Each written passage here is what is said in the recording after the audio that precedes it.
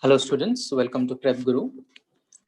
So today we will start the discussion on Indian economy. So as part of our discussion on Indian economy, we'll start with understanding the basic meaning and concept of economy. We will try to understand the concepts of macro, micro and meso economics, and we will also try to study about the liberal, neoliberal economics, behavioral economics and green economics. What are these different terms and what is the conceptual meaning of the same? So we will begin our discussion on economy.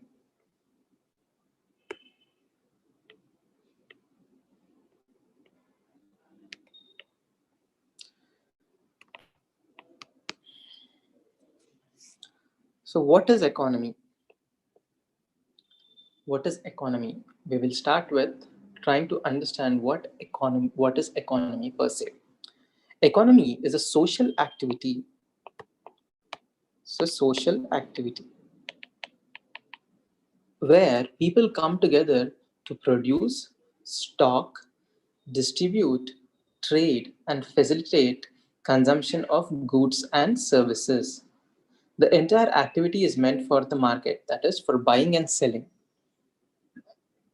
Goods and services may either be exchanged for other goods and services. This is called as barter system, as it was used to happen as a practice in the primitive economies, or they are called as exchange economies,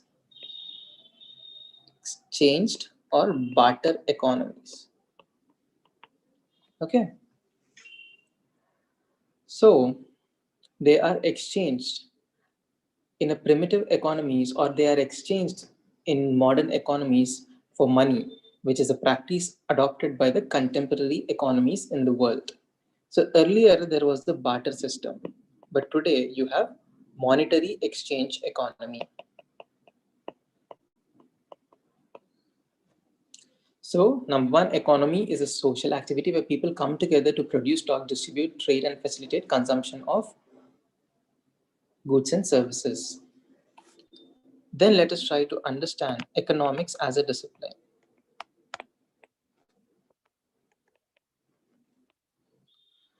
Economics as an academic discipline studies the economic activity and also strives to make it viable in the face of scarcities. Okay? In the face of scarcities,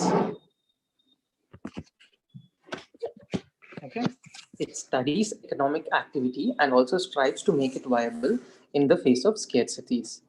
Economics as a term comes from two Greek words, oikos meaning family, household or estate, and nomos meaning norm or law. So as part of the definition of economics course, it is an academic discipline. Okay. And when there are scarcities, this discipline comes into picture. So economics as a term comes from the Greek word oikos meaning family, household or estate, and nomos meaning norm or law. The origin of the term itself is revealing. Be it a household or a village or a nation state, the universally acknowledged reality is that people have limitless needs. People have limitless needs, and the available resources are limited. So it is then that the domain of economics come into picture. So be it a household or a village or a nation state, it is a universally acknowledged reality that people have limitless needs and the available resources to meet the needs are limited. What is the norm at the micro level, household level, is also true at the macro economy as well, at the national or even at the global level. That is scarcity of resources. Okay. The need for the field of economics as a branch of social science becomes relevant to balance the needs with resources. How do you balance the needs with resources? How do you balance unlimited needs with limited resources? The study of rational management of scarce resources is the substance of economics. Rational management. Rational management. of scarce resources is the study of economics. Rationality is choosing the right means for the given end. Since the last century, economic rationality, which started with the study of production, distribution, and consumption, has come to include equity and sustainability as well. We need to understand economics as a discipline based on scarcity. Take, for example, land. It is a scarce resource. India has 51% of the global population, but only 2.4% of the global land. Thus, there is a huge pressure on land. Okay, though India has 15% of the global population, it has only 2.4% of the global land. This is leading to high pressure on the land because land is now a scarce commodity. It is needed for agriculture, for food and non-food purposes, for manufacturing.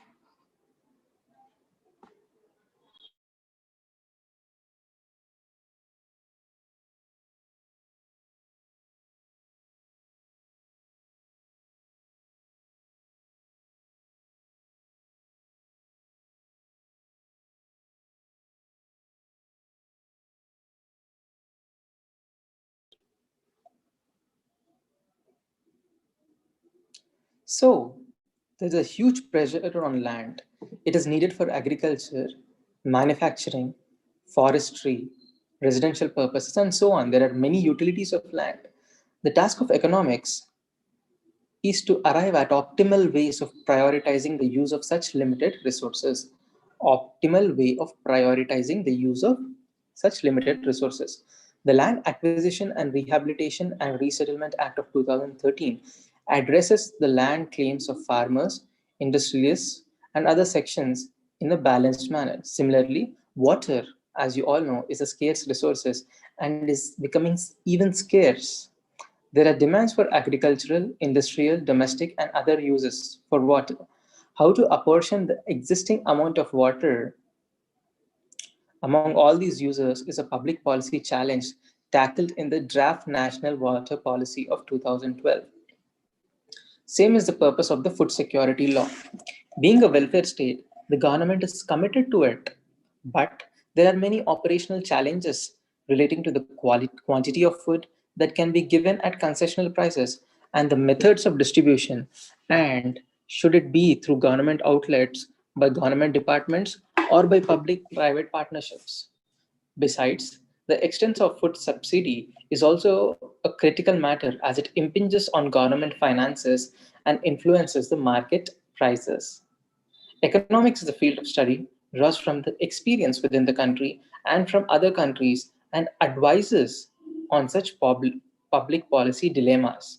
Initially, economics focused only on wealth. That is, initially, what mattered was creation of wealth at any cost.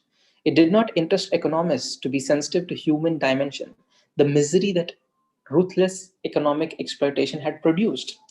Opinion was divided about the human misery that economic growth created.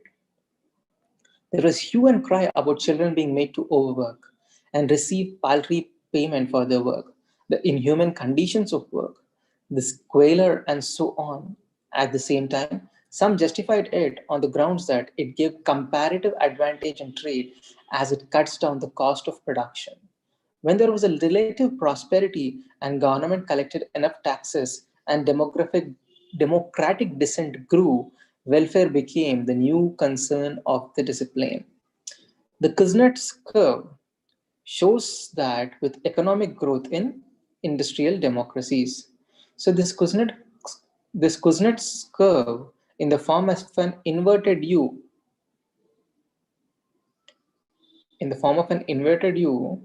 it explains that the initial increase in inequality and how inequality reduces with economic growth in industrial democracy. So let us have a look at the Kuznets curve.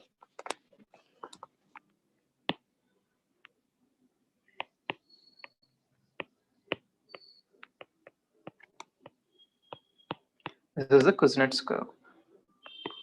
So here you see, this is inequality. versus income per capita.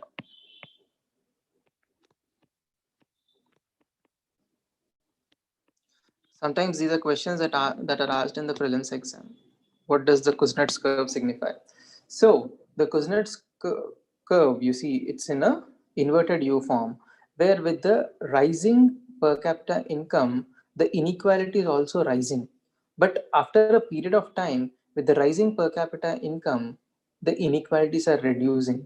So it is this is true. This Kuznets curve phenomena is true. It's true in industrial economies. Okay, where over a period of time with the rising per capita income and rising economic development, there could also be decrease in the inequalities.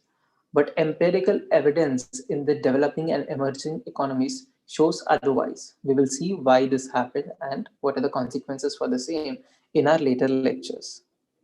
Okay, this is the Kuznets curve. Please remember, this gives a dimension about inequality and the rising economic growth or income. Next, trade-offs.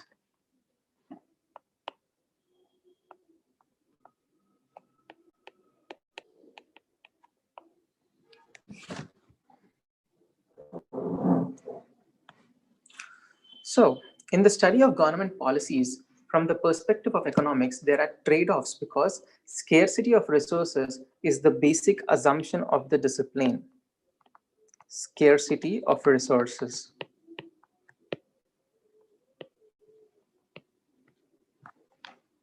Trade-offs involve making choices in policy making.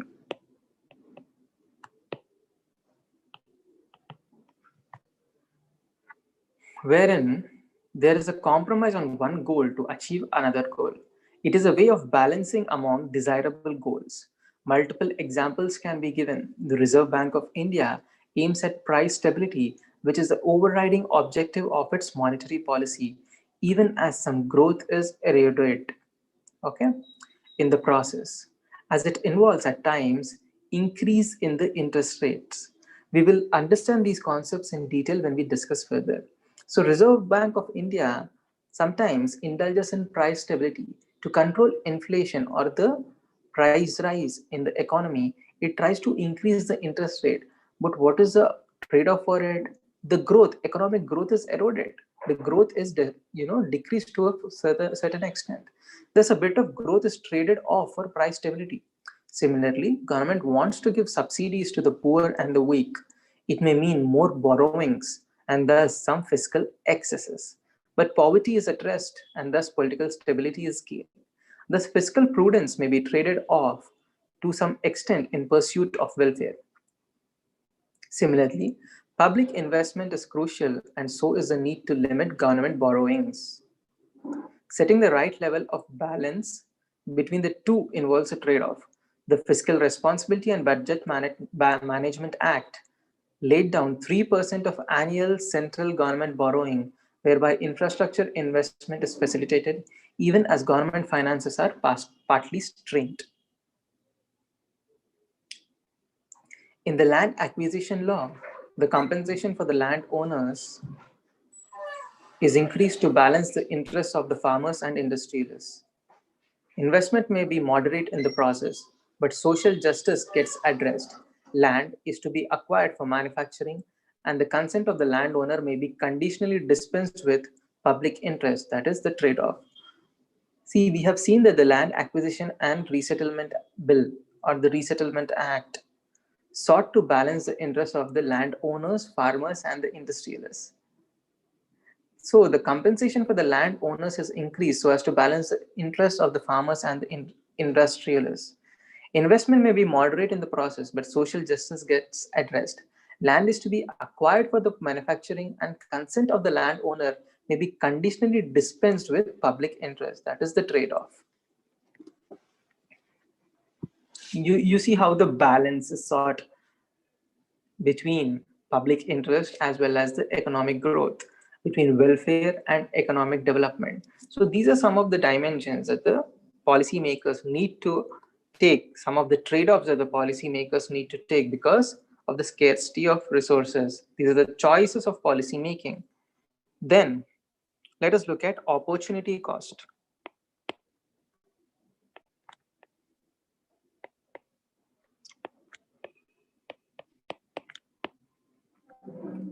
The concept of trade-offs is related to opportunity costs. Resources like money or land, for example, can be put to multiple uses. Choices have to be made as to what is the best way to use resources. The choice that is made is in preference over others. Among the competing choices, the best course of action is chosen and others are discarded. The cost of discarding the second best choice is the opportunity cost. Literally, it is the cost of the second best opportunity that is not chosen. For example, money can be deposited in a bank earning interest or invested in a stock market. If investing in the stock market is preferred, what is foregone is the interest that the money would have earned in a bank. That is the opportunity cost. In the same way, in government finance, the concept is relevant at times. For example, the opportunity cost of government expenditure on health is what it could not spend on education or roads and the yields missed in the process. Thus, there is, for instance, there is a government land in a city and it can be used in many ways, and the work of the economists is to choose among the following: build a hospital or a school, build a municipal park, give it free of cost to the private investor who will build a hospital or school and provide free services to the poor and low income groups. The fourth option is to auction it to the highest bidder. So these are the various choices in front of the government regarding this particular land in a particular city. So based on the trade-off or the opportunity cost or the end goal that the government seeks to achieve, it makes a choice, that is a choice of policy making. Which choice is made depends on many considerations like government's financial position, levels of literacy, need for recreational facilities. Whichever choice is made will have thus an opportunity cost as described above. So that is about opportunity cost. Having discussed about it, now let us deal with micro, macro, and mesoeconomics. Let us first try to understand what is macroeconomics. What is macroeconomics?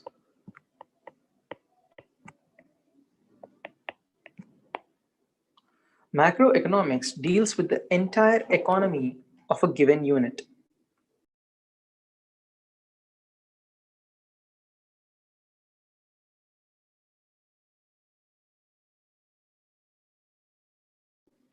Macroeconomics deals with the entire economy of a given unit, province, nation, or the world itself. For example, variables like the size of the economy in the form of national income,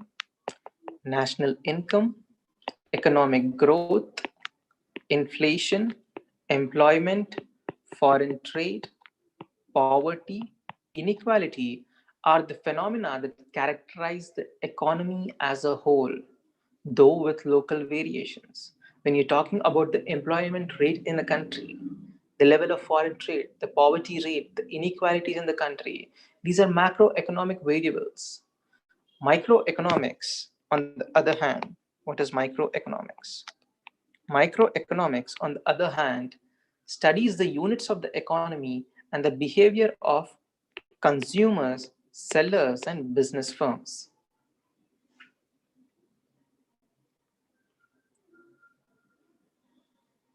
So it is at the micro level where the behavior of individual firms, consumers, and private consumption of individuals is taken into consideration.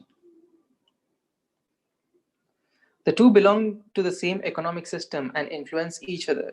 That is the microeconomics and the macroeconomics. Okay, the two are dealing with the same economic system and the two influence each other. Microeconomics is a subset of macroeconomics. The interest rates are a macroeconomic feature, but they impact the consumers, individual consumers, traders, and firms. Taxes. So taxes influence the prices and thus consumption and investment decisions. So let us understand this again. Interest rates are a macroeconomic feature, but they impact the consumers, traders, and firms. Also, government taxes influence prices and thus consumption and investment decisions of the big firms as well as the individuals.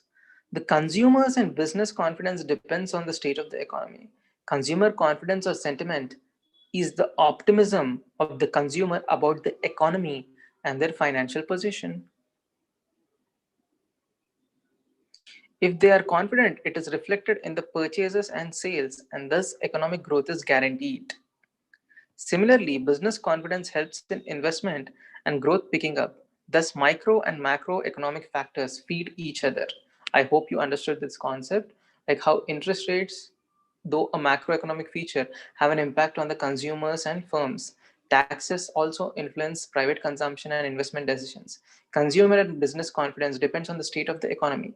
Consumer confidence or sentiment is the optimism of the consumer about the economy and their financial position. If they are confident, it is reflected in the purchases and sales. This is also impacting the economic growth and thus the macro economy. Similarly, business confidence helps in investment and the growth picking up. Thus, we understand that micro and macroeconomics are mutually reinforcing each other. Then let us look at mesoeconomics. Mesoeconomics.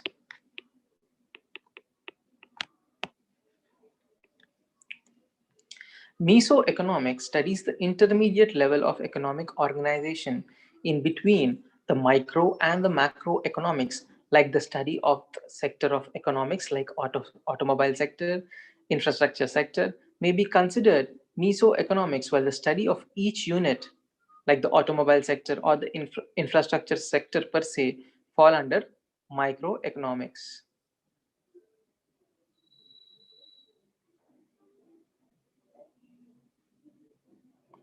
There are many schools of thought and approaches in the discipline of economics based on essentially the relation between the state and the market. Of late, concerns relating to sustainability, welfare, and behavior are also emerging as the centers of the theory. As mentioned above, the study of economic activity called the discipline of economics begin with the focus on growth, which may also be understood as wealth generation. Okay. Adam Smith, regarded as the father of economics and the author of the classic an inquiry into the nature and causes of wealth of nation. Adam Smith. Adam Smith is considered as a father of economics, and he wrote an inquiry into the nature and causes of the wealth of nations. Wealth of nations. Defined economics in two ways. One corresponds to the title of his book as the science of wealth. The other definition is a predictable one, the science relating to the laws of production, distribution, and exchange. The laws relating to production, distribution, and exchange. He called economics as a science, but that is debatable, though the urge to make it a science is laudable as policy becomes evidence-based and personal biases are drastically reduced if economics is considered as a science. Initially, the definition in terms of wealth creation was attractive, but later it dawned that it meant that economic growth at any cost in the name of wealth was at the expense of equity.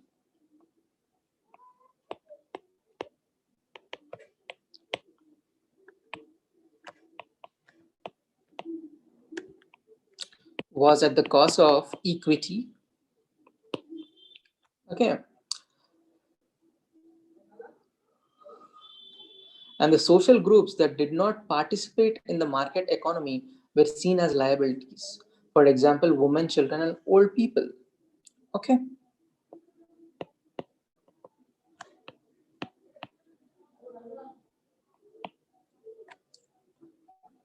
The misery of the weak was taken as a necessary price for economic growth.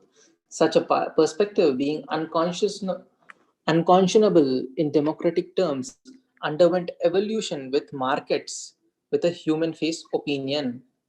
Markets with a human face opinion gaining ground. There was a demand to balance wealth creation with focus on social and human welfare. We need wealth or wealth creation, but that wealth is for the human well-being and welfare. That is the end goal, right? So that is what the markets with a human face opinion was gaining ground. Thus came the shift in the focus to welfare economics from the growth economics. Okay, from the economic dimension of wealth creation, the paradigm was now shifting to welfare economics.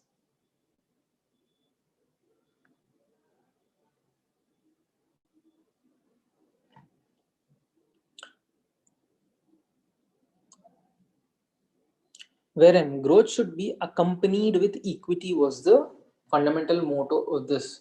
There should be growth, but growth at the should be there with the balance with equity. All social groups should benefit from economic growth. It was achieved partly by factory legislation demanding of the employers that they limit the work hours and produce a just and human conditions of work. Partly, the fiscal position of the government with tax collections also enabled the emergence of a welfare economy. Economics is the study of incorporated justice. So, economics is a study incorporated social justice and not money and goods alone.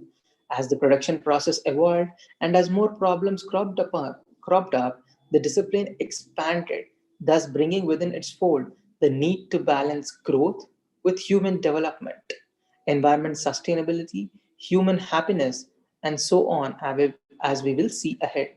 So, over a period of time, rather than just economic growth, or rather than just economic growth or creation of wealth, economics sought to focus on the balance with human development, environmental sustainability, human happiness, and so on. So that is about the idea of economics. Now let us try to understand what is political economy. What is political economy?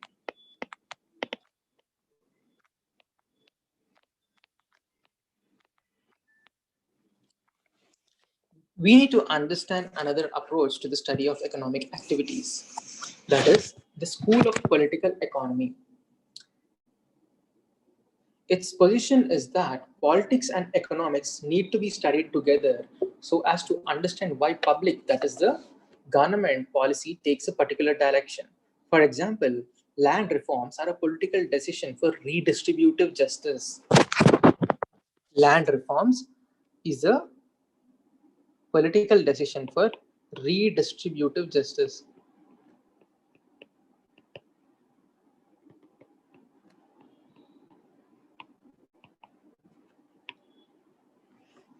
Okay, but its impact on the economic productivity, investment in agriculture, agricultural exports, employment, and so on.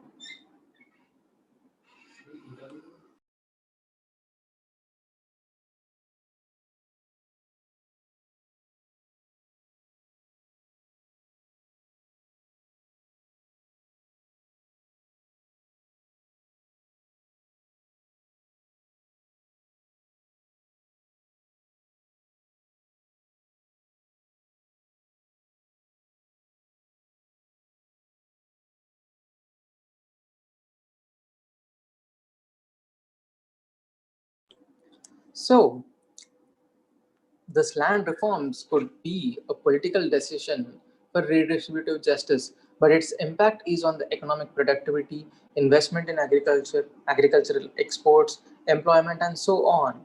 To understand land reforms, we need to understand the politics of social and economic justice.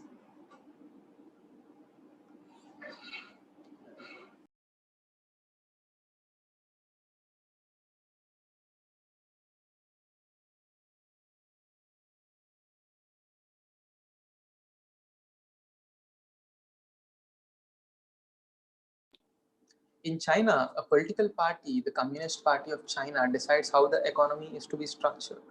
The priorities and the policies of economy drastically altered according to the beliefs and biases of the political party and its leaders. Politics sets the larger framework in which economy operates. Thus, understanding the two as they interconnect is the substance of political economy studies. While politics sets the values, economics sets the prices. Similarly, you take the example of bank nationalization.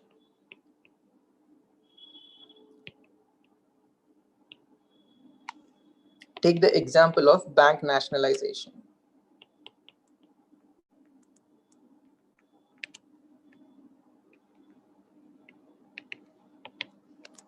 So, you can understand that bank nationalization had both the costs as well as benefits. To see why the policy adopted in the year 1969 and 1980, the political dimension of financial inclusion, checking concentration of economic wealth, and planned economic development need to be grasped. The two cannot be separated equally. Equally, the entire economic model was based on liberalization, privatization, and globalization that became the global norm since 1980s can be understood partly from the political perspective of retreat and demise of communism as a political ideology. The deglobalization that started some years after the 2008 global financial and economic crisis, that is reflected in protectionism, that is the protecting the domestic economy with high tariff walls on imports, and trade war, wherein nations fighting with higher traffic tariffs to weaken each other. So after 2008 global financial crisis, we can understand this phenomena as deglobalization, wherein the problems of protectionism came into picture, the various trade wars came into picture. This can be understood only as a subject of political economy. The economic consequences of the US-China trade tensions are predominantly driven by the political preferences of US leadership since 2016. It aims at addressing the anxieties of those who lost in the globalization process.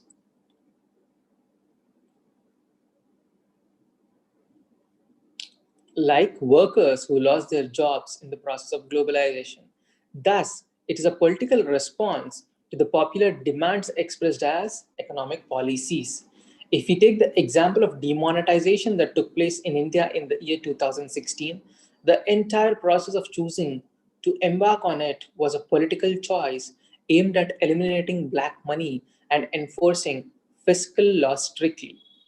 While the economy went through so many fundamental effects of it in the form of banking, fiscal, industrial sector, agricultural sector, and the likes, but the political decision that the government of the day took had an impact on the economy. Now let us discuss about liberal and neoliberal economics.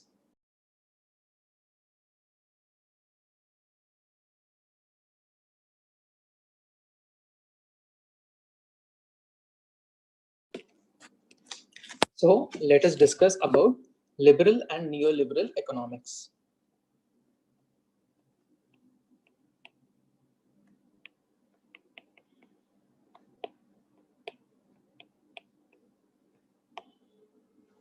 Liberalism as an economic philosophy is founded on the belief that individuals are rational in the decisions that they take in the economic system.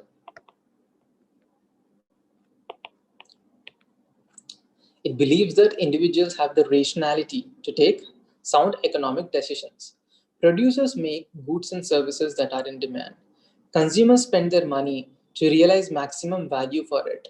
The rationalities of all the economic actors, that is, the producers, consumers, traders, and others, add up to the collective and systematic rationality that guides the economy well. This is the fundamental idea of liberalism. Adam Smith, the 18th century Scottish economist and the philosopher and a formidable proponent of laissez-faire,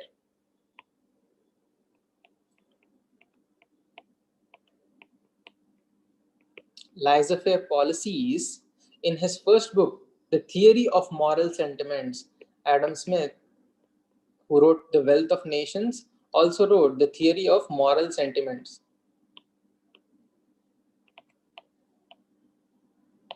In this book, he proposed the idea of invisible hand of the state.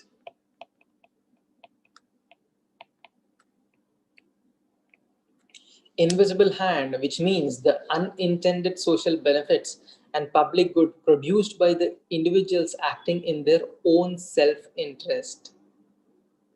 Invisible hand is the unintended social benefits.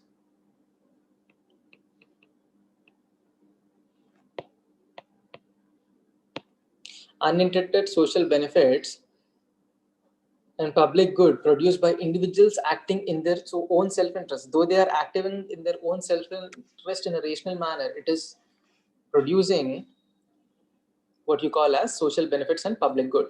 Achievement of the most efficient level of production, consumption, and distribution of goods in the society takes place without any wishing it. It secures the welfare of the society. In other words, the self-interest of each, when rationally followed, becomes the common interest of all. So Adam Smith is explaining how self-interest becomes the common interest of all if it is rationally followed. Based on this premise, Adam Smith said that there is an invisible hand that steers the economy well, and so there is no need for state regulation. He was against state regulation of the economy. States should only provide support services like public goods in the form of policing, judicial activities, and essential infrastructure.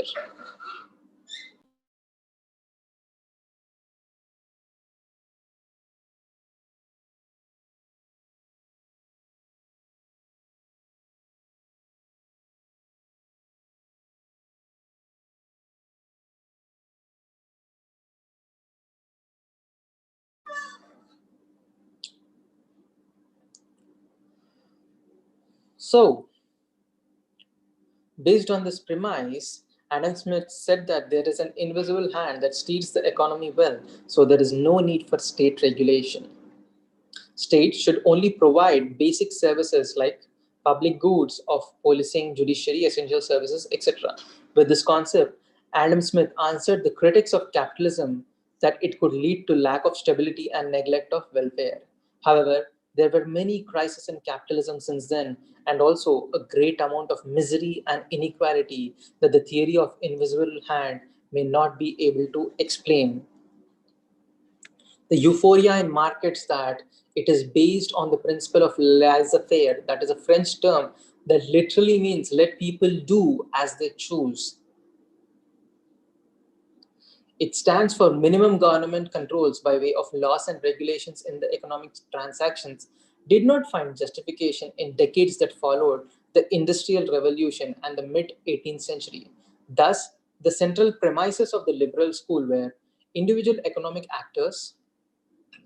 The liberal school, the main agenda was individual economic actors are rational, and so state need not regulate their actions by way of too many laws. Number two, states should provide only public goods and thus facilitate economic activity to the private sector. Number three, economy should be left to the market forces of demand and supply. That's what we call as laissez-faire. Okay.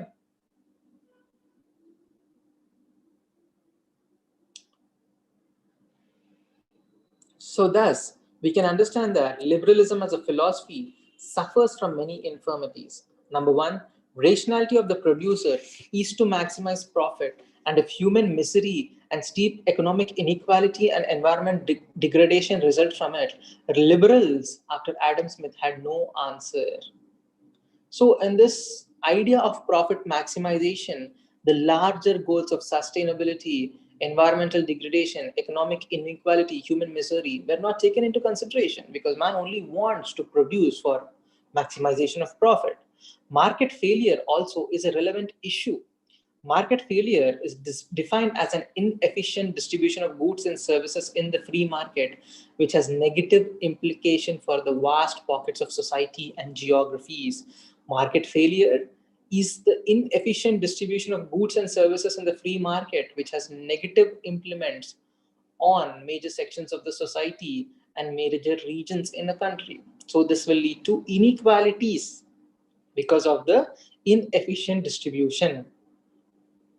Consumer rationality is distorted by the lack of reliable information and asymmetric information, which is when one party to an economic transaction possesses greater knowledge than the other party. Okay, the knowledge levels of different people in this economic transactions might vary, and thus consumer rationality, which Adam Smith has spoken about, could be could not be a sound idea. While the economies grew initially based on the above philosophy, there was widespread poverty and exclusion created by economic growth. Okay, poverty and exclusion.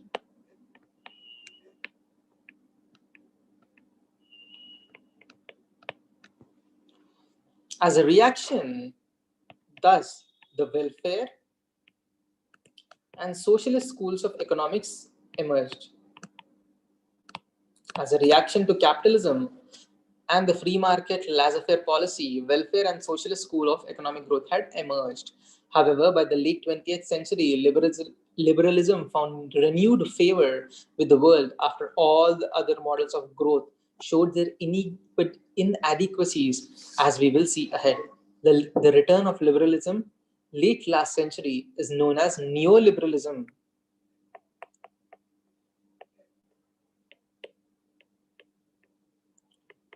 What is this neoliberalism? Neoliberalism, any school of thought that returns after a decline, is prefixed with the term called neo. So we have seen that initially the liberal ideas were adopted world over. There were some problems with the model, so people adopted socialist and welfarist policies. Even the socialist and welfarist policies have failed in the countries like USSR, China, and some other parts of Europe, and thus neoliberalist policies became to be adopted. So, what is this neoliberal policy? The neoliberal policy did not change for us much from the liberal assumptions and policies. After all, its return to popularity because its adherence to free market economic model was proved historically right as a communist command economy. So, this neoliberalist policy of free market economy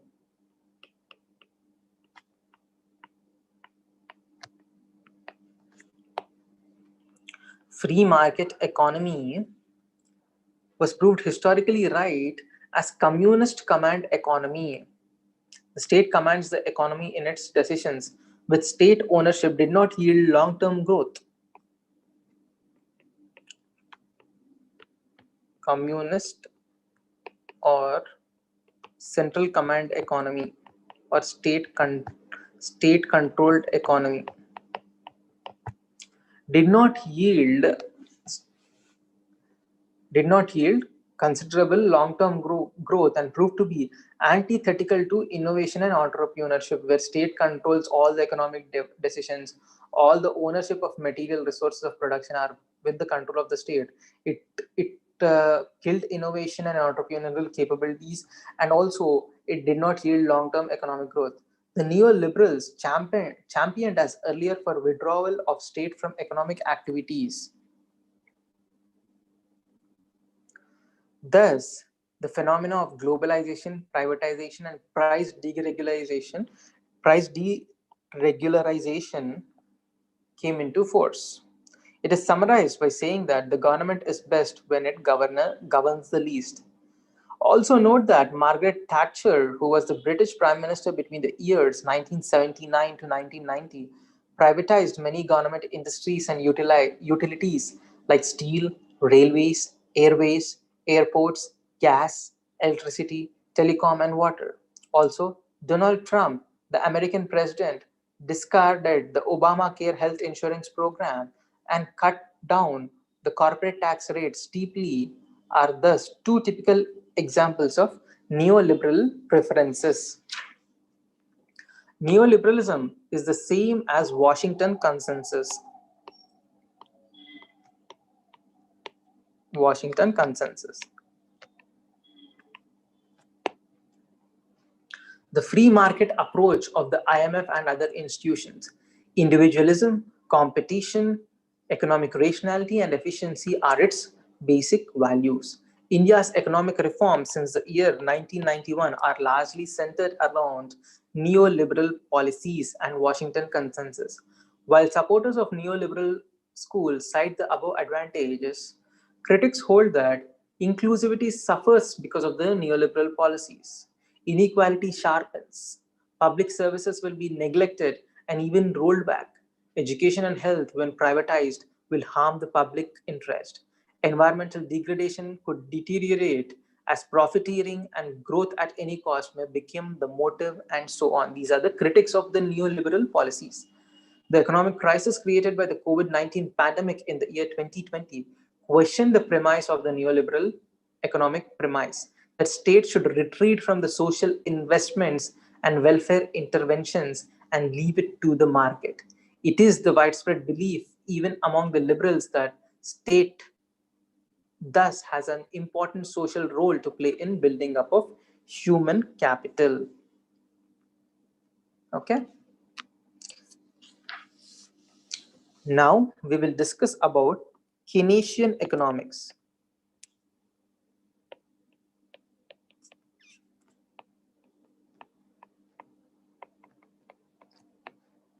John Maynard Keynes gave this idea of Keynesian economics. What is Keynesian economics and what are the implications of the same? We will discuss.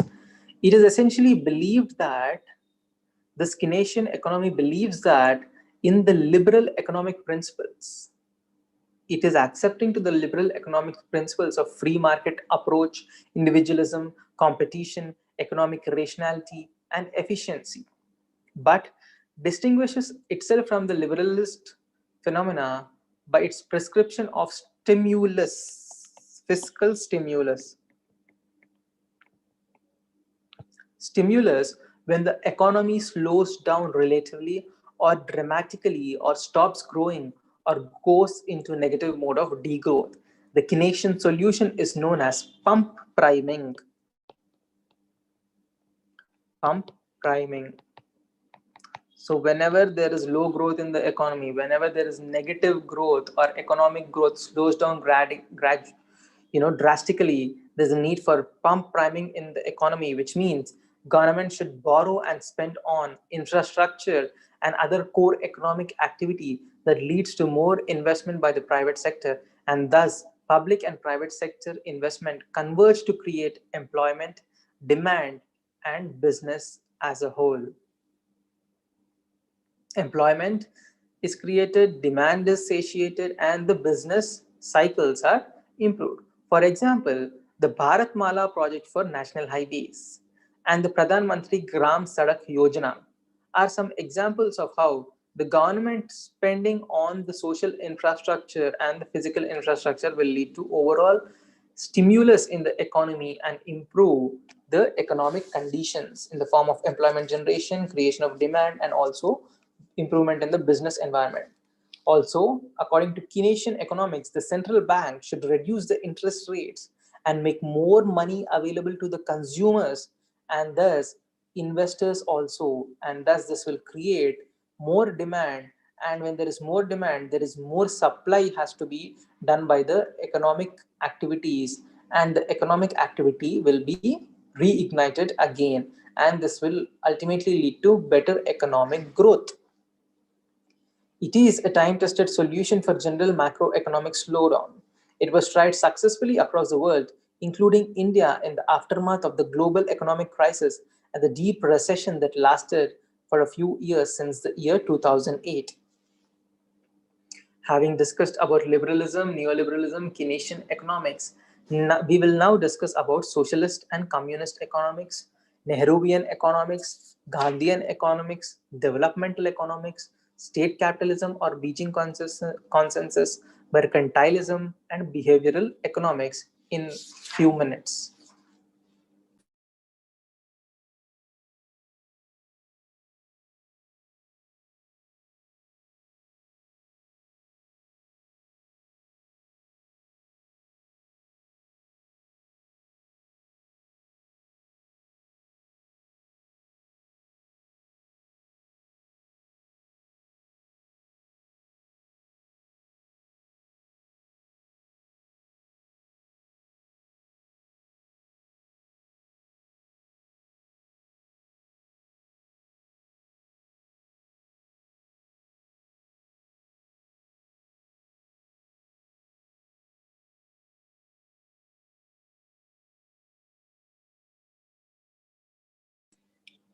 So let's continue our discussion on economics, socialist and communist economics.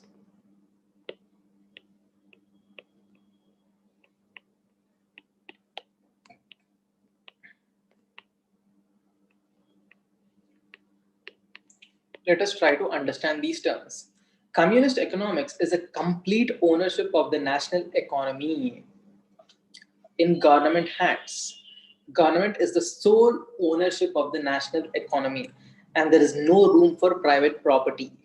Socialist economics, on the other hand, believes that a large part of economic resources should be in government hands so that inequality can be minimized and can give workers greater control over the means of production.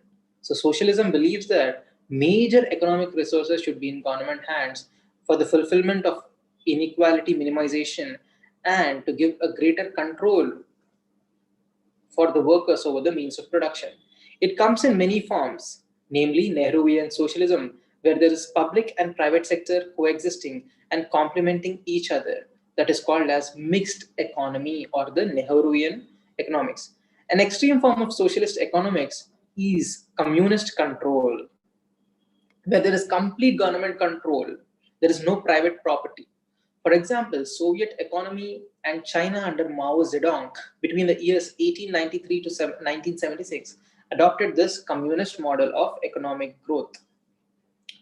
Now let us try to understand Nehruvian economics.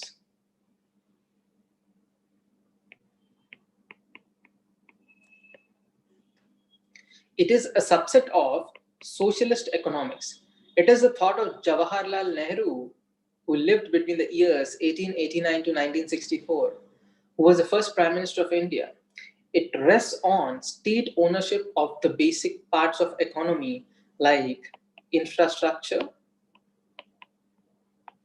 education, higher education, metal and other industries through centralized socio-economic planning. Centralized socio-economic planning. Socio-economic planning.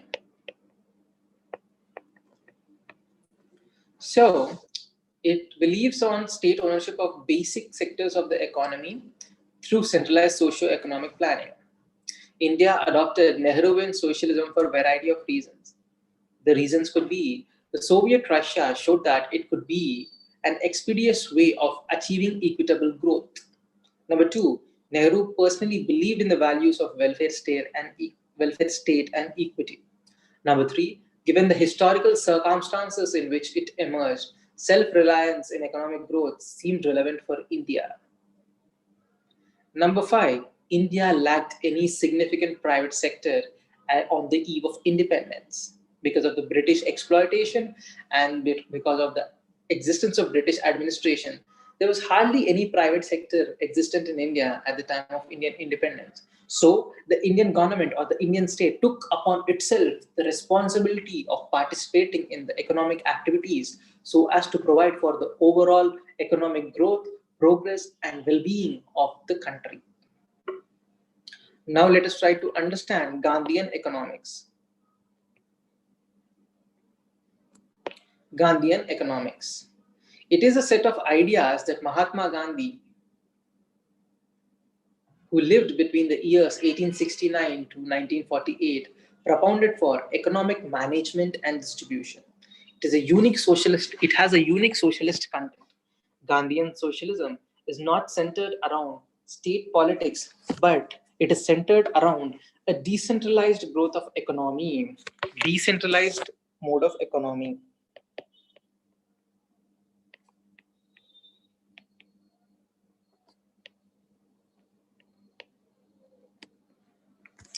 Decentralized mode of economy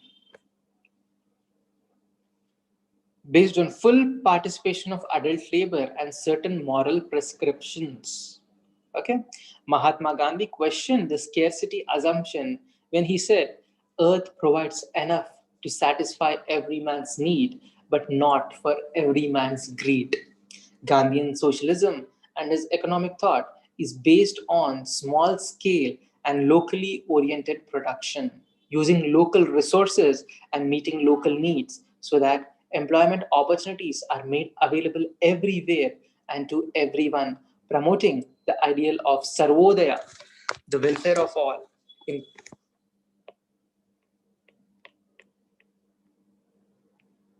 So, he believed in the ideal of Sarvodaya, the welfare of all, in contrast to the rich dominating. So he believed in small scale and local oriented production using local resources so as to meet local needs so that employment opportunities are made available everywhere and also at the local level. Gandhian economy aims to boost employment, which is very desirable for India, where there is abundance of labor. It had no aversion to machinery and welcomes it, where it avoids drudgery and reduces monotony, for example, the sewing machine. However, it is opposed to labor displacing technology. It emphasizes on dignity of labor, criticizes the society's contemptuous attitude to manual labor, it insists on everybody doing some bread labor to live by one's own labor to satisfy all one's primary needs, both moral and physical.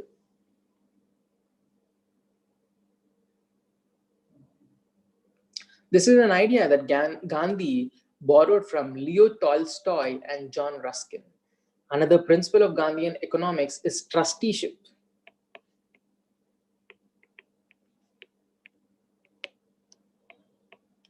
Trusteeship, wherein while an individual or a group of individuals is free to set up economic enterprises and even accumulate wealth, it is not against accumulating wealth, but he believes that their surplus wealth above what is necessary to meet the basic needs and investment should be held as a trust for the welfare of all, particularly of the poorest and most deprived. It thus combines economics of employment intensive development with ethics of equity, self reliance, sustainability, trust, and cooperation. So, the Gandhian model of socialism or socialistic economy combines economics of employment intensive development with ethics of equity, self reliance with minimum wants, sustainability, trusteeship, and cooperation. So he says that the rich will hold wealth as trustees of the society, and that wealth or the excess wealth will be utilized for the well being of the poorest of the poor in the society. Having discussed about Gandhian economics, now let us try to discuss about development economics. Development economics.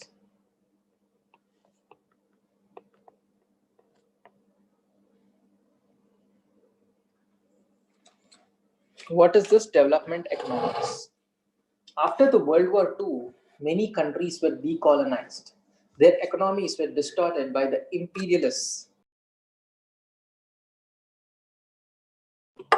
It was seen that though these countries were decolonized, their economies were distorted by the imperialist countries and there was widespread poverty and there was no sizable private sector.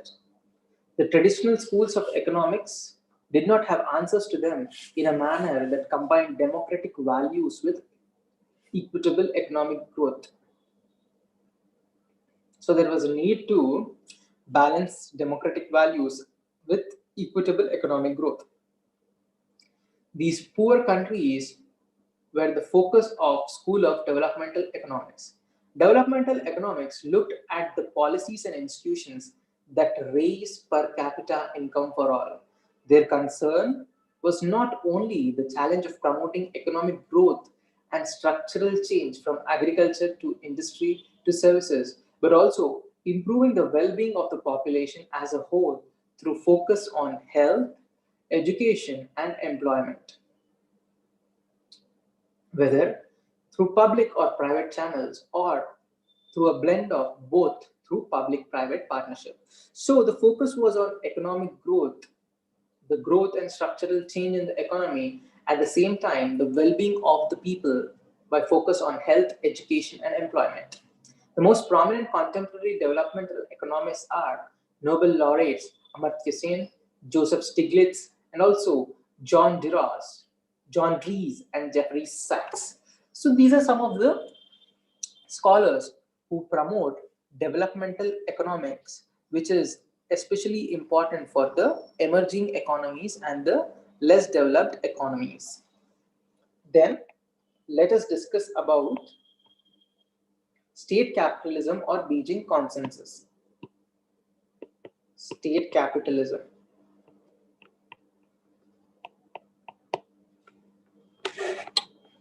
Or Beijing consensus.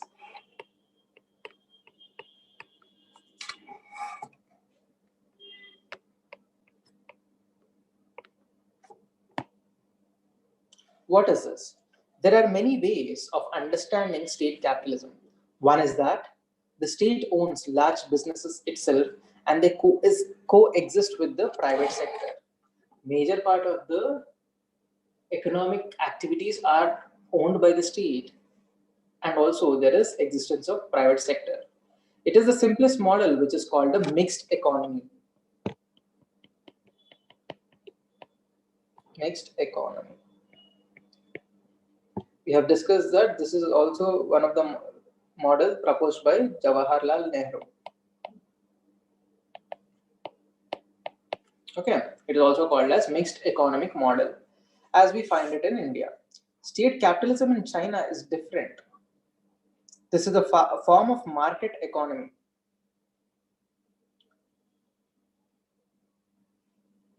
So the state capitalism exists in India and China, but it is different in nature. This is a form of market economy, capitalism, in which the authoritarian state acts as the dominant economic player by owning and controlling businesses and uses markets primarily for political capital. This model of state capitalism is called as Beijing consensus, which is floated as a rival to Washington consensus. In the Beijing consensus, state sets long-term strategic priorities and pursues them in multi-year plans. It does not follow textbook economics, but sets out its own mix of state, market, and redistribution. Its growing global reach is striking.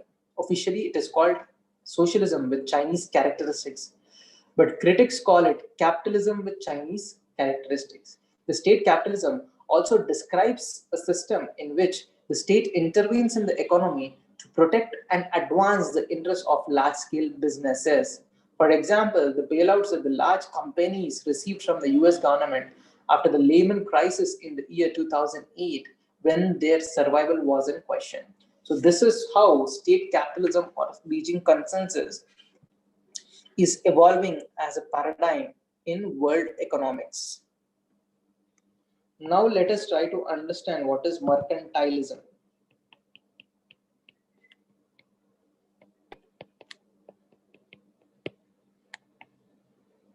Mercantilism.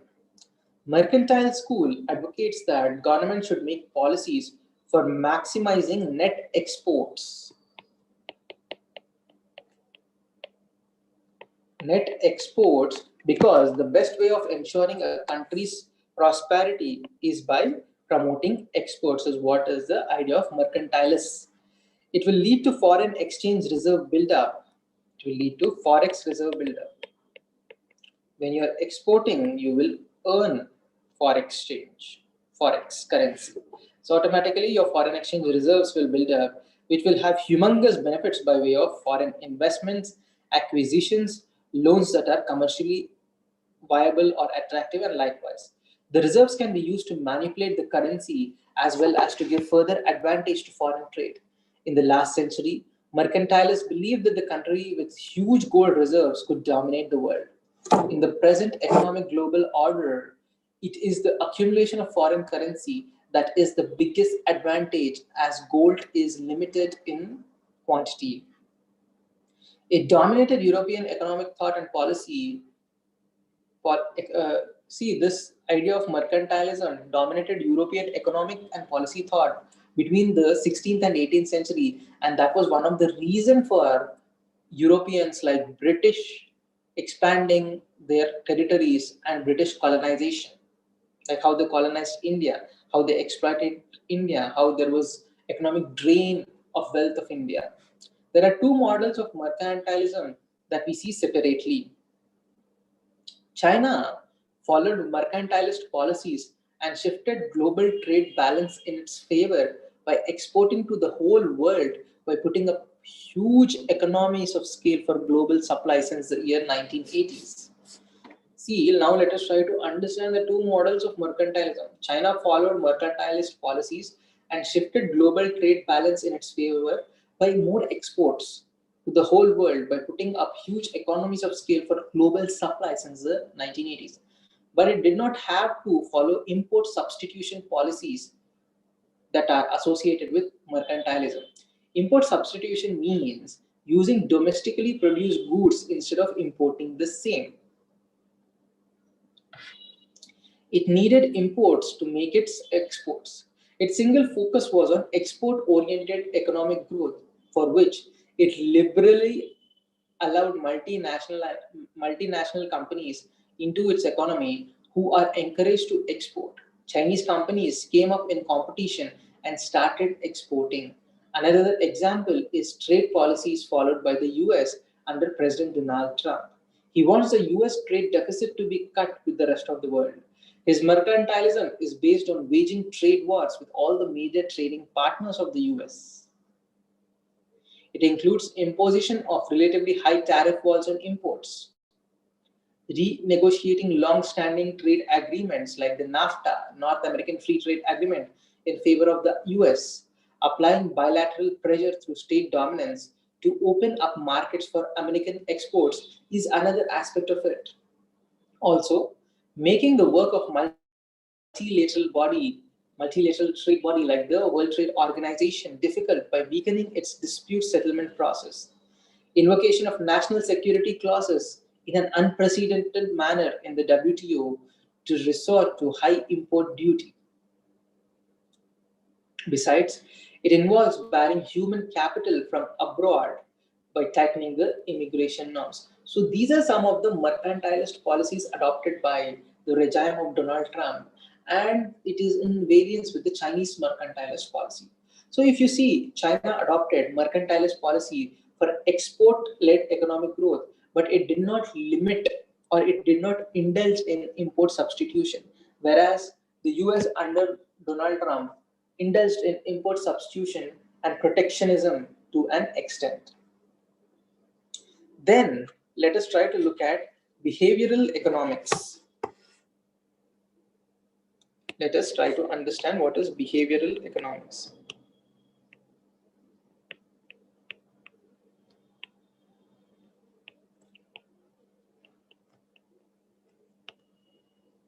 What is this behavioral economics?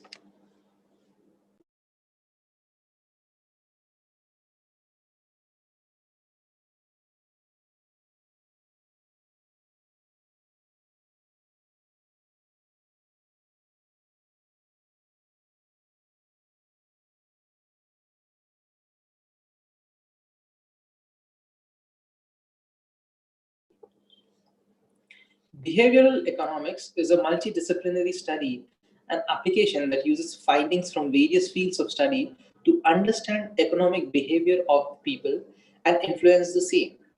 Richard Thaler, who won the Nobel Memorial Prize in Economic Sciences in the year 2017, challenged the view of rational expectations in economics by writing about anomalies in these people's behavior that could not be explained by standard economic theory. Thaler's ideas led to the creation of behavioral science teams called nudge points, or units to motivate and influence people's behavior by making subtle changes to the context in which they make decisions. The Economic Survey 2019 drew on Nobel laureate Richard Thaler's behavioral economics theory, nudge economics, to bring in social change.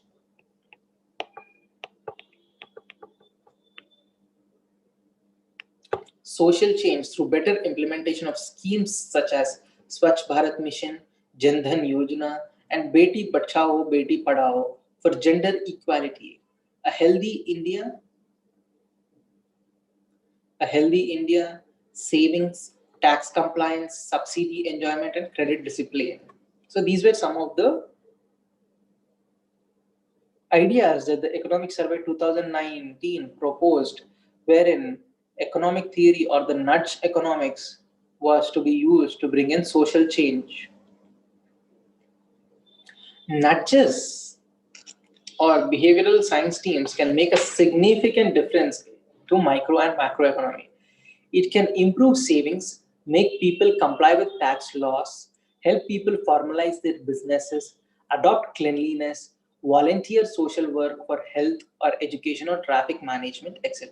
So this is how behavioral economics is coming into prominence. Then let us try to understand green economics.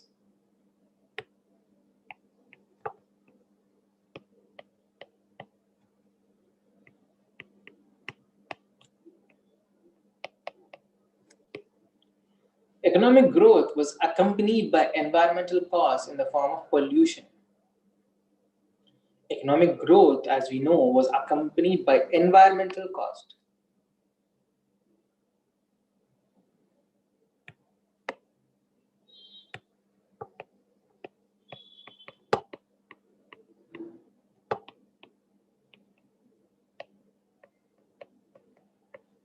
Environmental costs in the form of pollution of air, water, and land. There was pollution of air, water, and land at a rate that threatened human and social well-being. It made economic growth itself unsustainable as it depleted natural resources and caused productivity losses.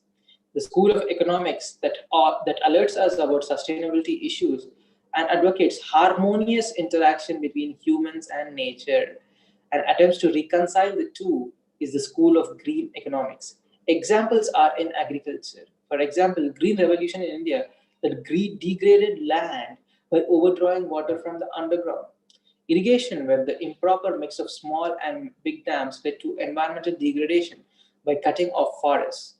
Industrial development driven by fossil fuels that cause climate change and so on. Thomas Malthus, in an essay on the principle of population 1798, was the earliest such warning. Limit to Growth report in the year 1972, commissioned by the Club of Rome, alerted us through the threat of unsustainability. Our Common Future, which was published by the United Nations Commission on Environment and Development, popularly known as Brundtland Commission. In the year 1987, the Club of Rome alerted us to the threat of unsustainability. Later, Our Common Future, this was the paper published by the United Nations Commission on Environment and Development, popularly known as Brundtland Commission. It was headed by Gro Harlem Brundtland, defined sustainable development as a development that meets the needs of the present without compromising the ability of the future generations to meet their own needs. So this Brundtland Commission, or the United Nations World Commission on Environment and Development, in its Our Common Future, spoke about sustainable development as a development that meets the needs of the present without compromising of the ability of the future generations to meet their own needs. That is, sustainable development is intergenerational equity. So sustainable development promotes intergenerational equity across different generations.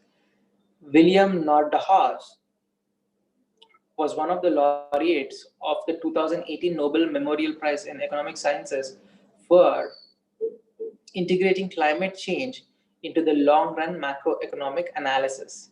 Green economics advocates a triple bottom line: sustaining and advancing economic, environmental, and social well-being.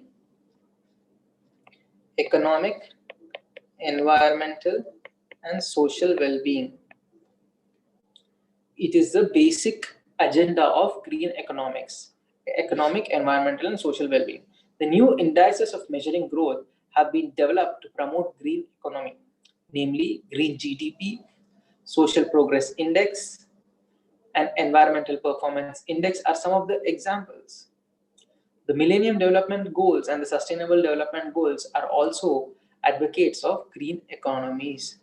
So that is about introduction to economics and the various systems of economy, and also the various dimensions of economics in the contemporary world. In our next lecture, we will discuss about economic growth and its measures. Thank you.